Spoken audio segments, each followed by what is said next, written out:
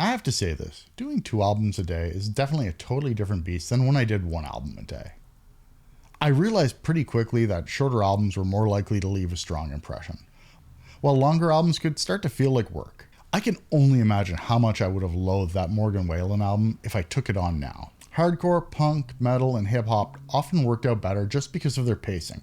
We are not free, and we didn't believe there is a place for us in this world. Slower albums, doom, post-rock, ambient records, and long concept albums take way more energy to absorb, and you need to be in the right headspace for them. A big change this time around is I've started to care more about the albums as a whole and their pacing. There are a lot of albums with 2 amazing songs and 8 forgettable ones, but very few albums that actually are strong front to back. One of the best parts about doing this so far has been all the comments. I love hearing from people that I introduced them to something new and they loved it.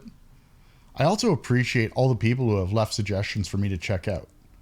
I have a running list and I'm trying to get through them all, but I definitely won't be able to do videos for everything. I also love the stories I'm getting in some of the comments. It's pretty cool hearing about when you saw a band or a story you have about an album. It definitely makes this whole project feel like I'm not in it alone.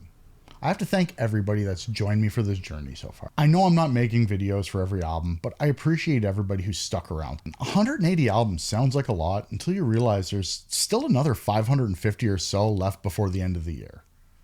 While there hasn't been a seismic shift in my taste, there have been some shifts. Either new styles or bands that I just refused to give a chance to before. And it's also put a final nail in the coffin for a few bands too.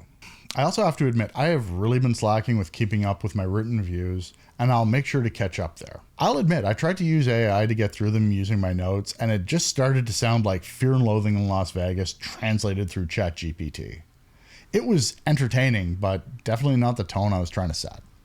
It also hasn't helped my efforts. I've kept my notes in one giant sprawling Word file that is now about to break 83 pages. And I've been trying to translate that into my Google Sheets tracker and my Substack reviews. So wrapping this up, I am definitely going to need some more music to keep me going. So I'm curious, what are the best albums you've heard so far this year? Or another recommendation you think I'll like? Or even better, something I'll be shocked to like.